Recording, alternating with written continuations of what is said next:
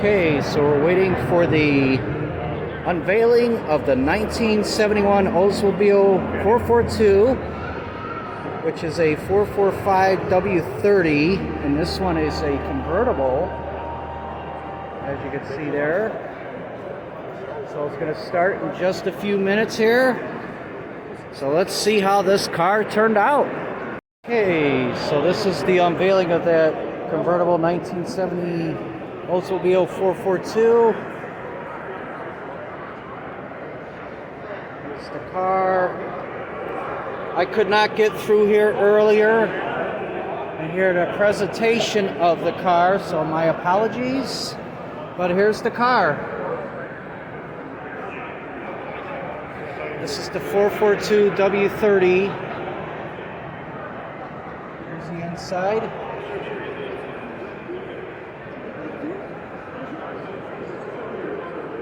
So that's this car. Again, this is the one that we couldn't seem to get through clearly.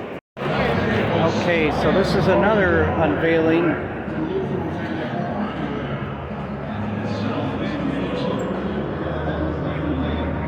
So these are all the Oldsmobiles, the W30s, the 442s, the 1970 Hearst Olds.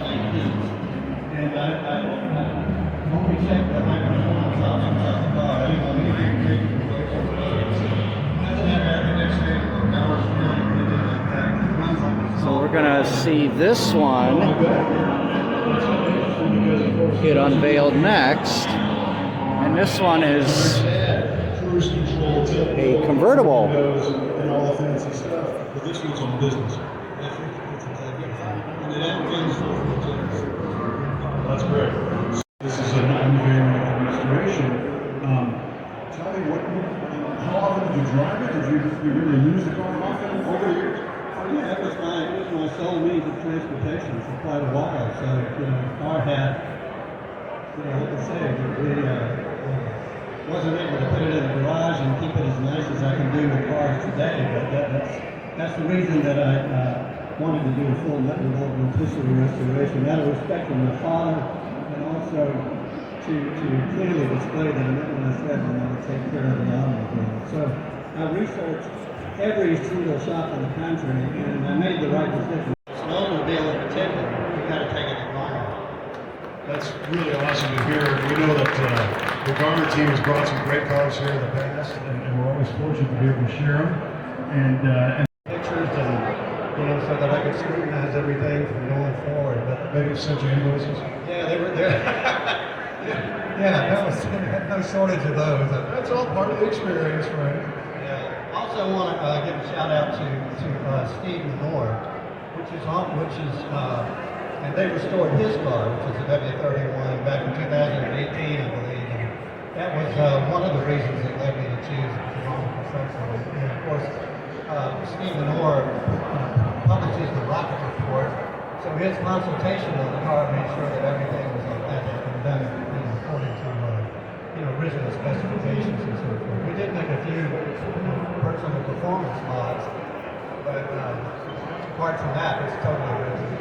I believe we unveiled Lenore's car right here, right here back in 18, right in this spot. Yeah. So, Alan, why don't you go up here for a sec and tell me what it's like to restore a car for a guy who knows what exactly it's supposed to be. Oh, it's awesome. I always said that I'd be rich if I heard that story. Like, I never should have sold that car. I never, I wish I would have sold that car. I had one. It's terrible. This guy got the car. This guy got the car. That's an awesome feeling, and we're so proud that he chose us. It was a really original car. We learned some stuff off of it, too, because it is so original. There's some unusual things that we discovered, and Luther was an ideal customer. He was helpful the whole time and told us the history of it. We're thrilled that it came out as beautiful as it is. I think it is beautiful, and It really is beautiful, and I'll tell you, this is a restorer's dream, by the way, because when you can call the guy who bought the car new and had it the whole time and say, hey, we're up against this detail, what is it supposed to be? How do you remember it? And I'm sure Luther was like, oh, yeah, that thing will fit this way from the factory. Definitely. It's been a fun process. And Ken Gardner and our crew, Bruce Pawnee and Rick Bedford and Franklin, Rico, yeah, Jamie Davis, Zach Gold, and Ryan Ricker. They'll remind you. And here's Steve right here. Hi, Steve. And Stephen Minori, well, we work with him on every Oldsmobile, so yeah, he makes sure we're keeping our nose clean. Well, you guys did a tremendous job. Congratulations. Congratulations on keeping it and then seeing it new again. That's got to be an unbelievable thrill. Ladies and gentlemen, let's hear it for Luther and the runner team. So here's the car, 1970 Oldsmobile Cutlass. W31. He's going to open the hood for us. There you go. Look at that beauty right there.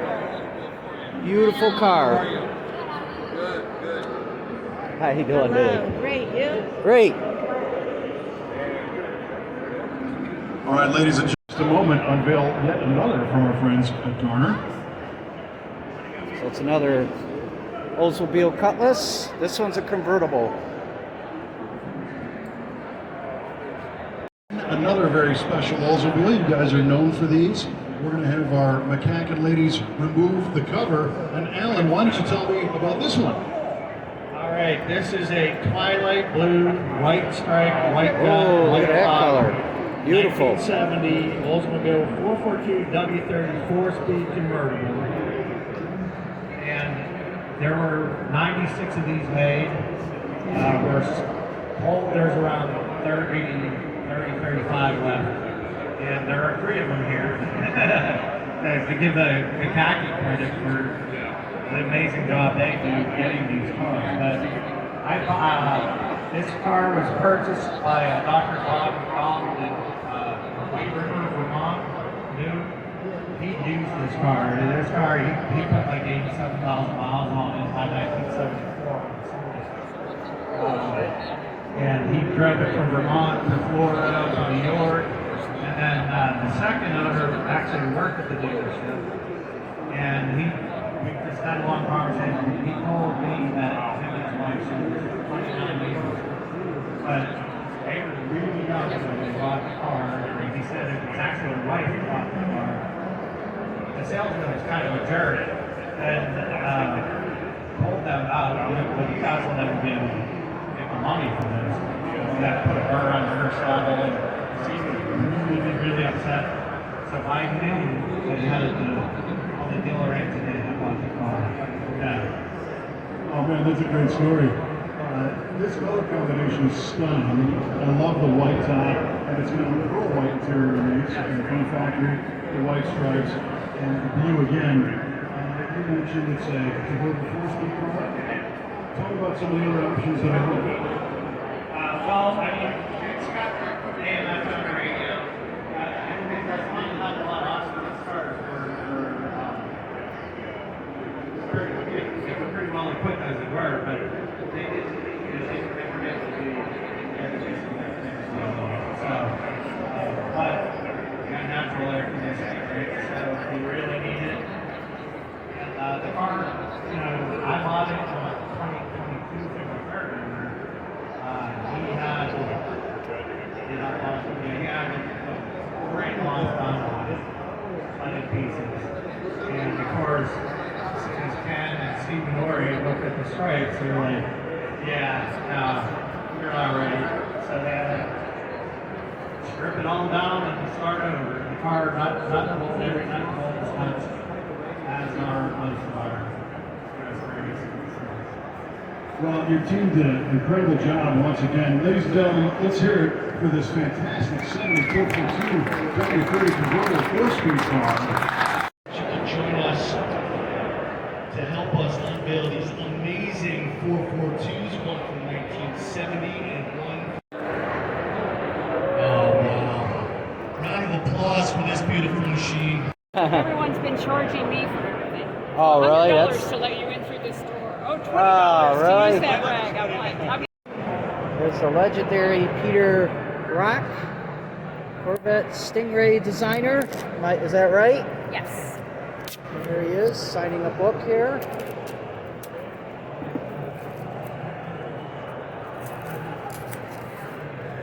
How much are these? Hardcover is 70 and softcover is 40. Oh, okay. But there you go.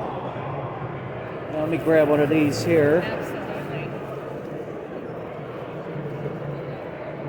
These cost as well? Oh, okay. Help yourself. Maybe I'll take one on the way out later on. Okay. Beautiful, beautiful cars. Thank you. And this is the other unveiling of this car, the 1971 Oldsmobile 445 W30. They have the convertible down. So there you go. This is all the Oldsmobile unveilings for today for 2025. Okay, and here's another unveiling. This is the 1941 Willys Custom. It was restored by Gamer Customs and Restorations, it looks like. Look at that motor, wow. Got the blower and everything. A lot of chrome under that hood. But look at that car, amazing. Nice gold paint job. Nice custom job, look at that. Look at the sparkle on the paint there too. Amazing looking car. Here's another car that was unveiled. 1978 Pontiac Trans Am.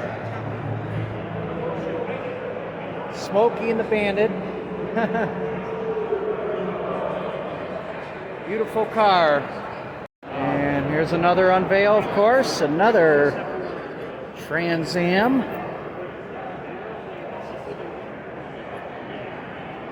Yeah, I like these styles here. It's a 1977 Pontiac Trans Am. It's a W72 with a 4-speed. What a nice looking car. And over here we have a 1974 Pontiac Trans Am Super Duty 455. Love the color. Love that tangerine color. There we go. Go around here. What a nice looking car. There's some more unveilings. This one's a 1970 Hemi GTX 426 Hemi 4-speed. Look at that. Beautiful car. There's all the specs on the car. What a nice paint job. Here's the other side. That's the motor, of course, the Hemi.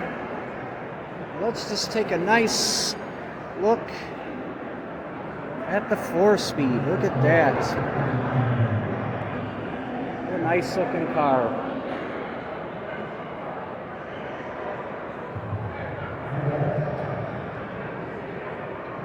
Here's your spare tire.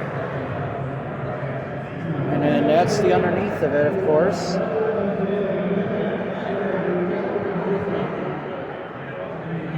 Okay, here's our next unveiling right here.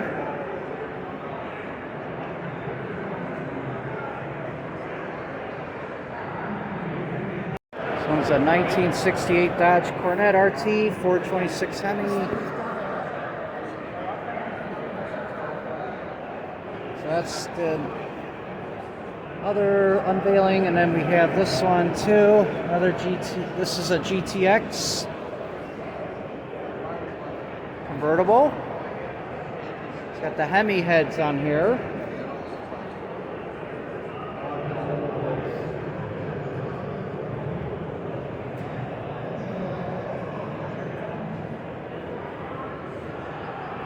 Nice looking red car. Okay, so now we're over to the Mustang unveilings. This is a 1968 Shelby KR 500 Candy Apple Red. Beautiful car.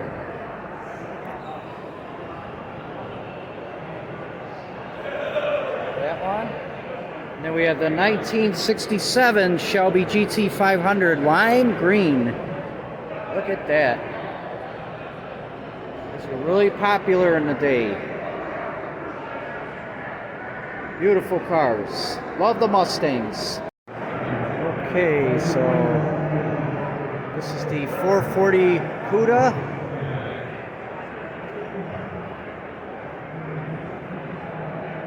This was also on the unveiling today.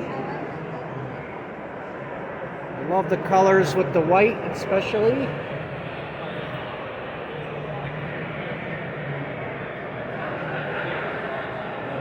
Let's consider the California car. 1971 Plymouth Cuda. 446 barrel, 4-speed. I wonder if it has the pistol grip.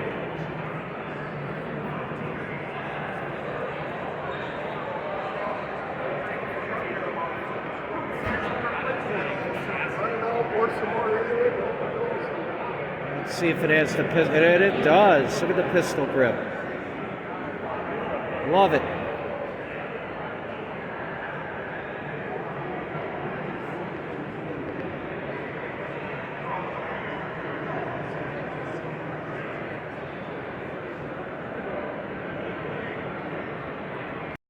Okay, here's all the middle cars.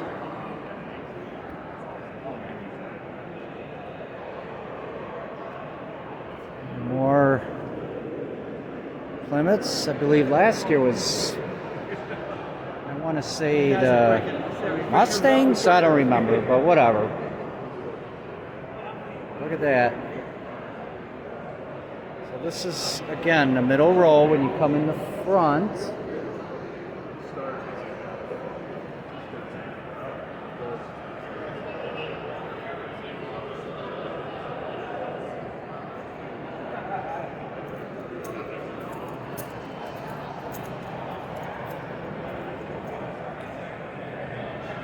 All the middle row cars.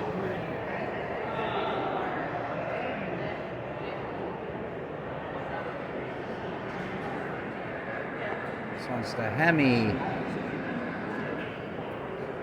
It's a Corvette. Green Machine, they call it. Corvette RT.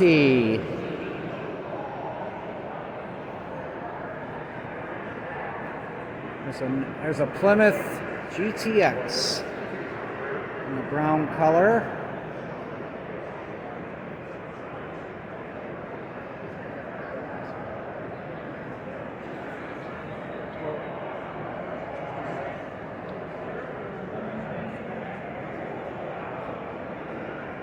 This is another GTX. So older GTX.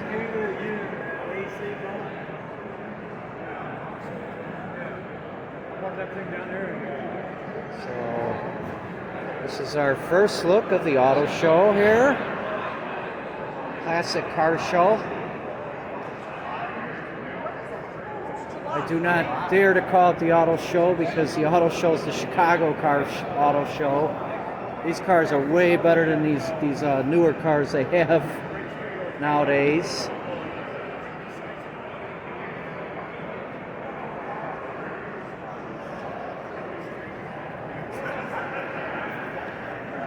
Okay, so we're looking at the cars here. This one's a 1937 David Pearson NASCAR racer. That's what it says. Very nice. Look at that.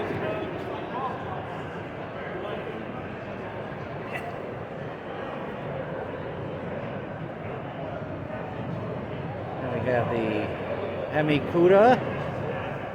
1970. Look at that. Look at that decals and paint job. It's like a Hot Wheel. This one's, of course, a 2009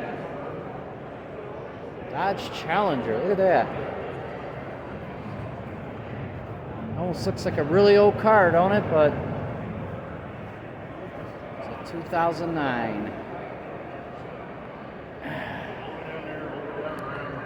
Okay, so we're going to try to cover most of the cars. This is the Chevy 1965 Chevrolet Malibu SS.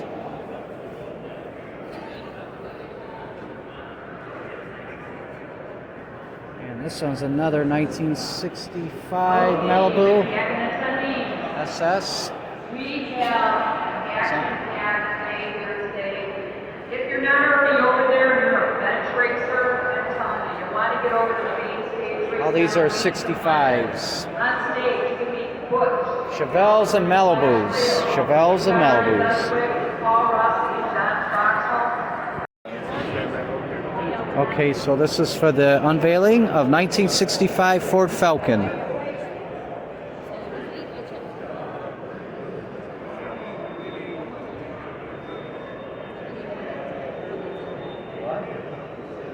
And welcome to another unveil here at Mcacn. And Scott, you know, I am not tired of these yet, man. They're coming fast and furious, and I love it. They are fast and furious. Matt Avery. Hi, everybody. I'm Scott Hope, the host of Mcacn Auctions on ESPN Plus. This is an interesting car, and I've gotten to know a little bit of the story here over the last 5 minutes. And I want you guys to meet Mopar George Young, who has been here at Mcacn judging the Mopars, but this is something that's totally gone a different direction. Yeah, it really is, Scott. And it's a fast Ford, and I want to see the car and hear the story, so let's go ahead and pull this cover off. Right on. Wow, here we go. Whoa, look at that color, man. It's like a light powder Let's blue. give that a round of applause. What a beautiful. Look at that. Oh, look at that. Oh. Nice. All right, so what swayed you over to take on a Ford instead of a Mopar? Mopar does not make a car that looks good as a gasser. When you think of gasser, you think of 55, 6, 7 Chevys, Chevy 2s, 62s, 3s, 4s, putting straight axles on cars like that. But Mopar, for some reason, just does not make a good body style, in my opinion, to put a straight axle on and make a gas rod. So I didn't want to go the Chevrolet route because I did Fords before I did Mopars. So but the two-door hardtop Falcon is a pretty good-looking body style, and it's nice sculpturing. So that's why I went. George, let's talk about some of the little touches that you have on this car. And I think the thing that sticks out first, literally, is what's in the engine room here. Oh, the interior? No, I'm talking, yeah, under the hood, man. Work with me here, George. Sorry. Through the hood, not just under the hood. Yeah, it's it started out as a 289 block, and there's nothing else in the engine that's stock. It's all race equipment, and it's got a Offenhauser tunnel ram on it that I found new, NOS from 1968, and the old Holley 660 center squirters that they quit making years and years ago. And I wanted to go with all old school parts and what have you that they would have used in the 60s, but it's got it's got new technology now that, and the motor made 505 horsepower on a dyno. Out of a 289. Yep. Yeah, these the guys that built the engine did a fine job, and I don't know, I just finished it, so I haven't had a chance to take it out and rip on it yet. Well, that date may be coming very soon, you think? In the spring. Around here, it's really not a good idea to be doing that, but in the spring, I think we'll take it out and jump on it a little bit. If you look at the interior, we're going to open the hood here in a second, but if you look at the interior, you see a couple of knobs. Explain what's going on. Well, the shifter is a old 60s Hurst super shifter, and it's a top loader 4-speed. But next to it, there's a another tall lever with a blue knob on it, and on the bottom of that is a master cylinder. and I hard plumbed that master cylinder into the front brakes, and that's my staging brake. It was a staging brake from a Sam dragster, and I decided to use that for my line lock instead of using an electric line lock like most everybody does. So it's and then everybody wants to know what that handle's for. So it's just something I thought of. So did you lie awake at night looking at the ceiling, kind of coming up with a plan for this and figuring out what you were going to do with this gasser? Yeah, I kind of had an idea what I wanted to do, but little things changed here and there. But the color is a stock Ford color. It's a peacock turquoise. So it's a stock Ford color from '64. And just looks good with the white interior, and I don't know. And I just like the body style with the hardtop versus posted in. Well, Matt, one of none. I think we should give it up for Mopar George Young for putting this Ford. And thank you guys for coming today. Appreciate you being here at Mcacn 2025.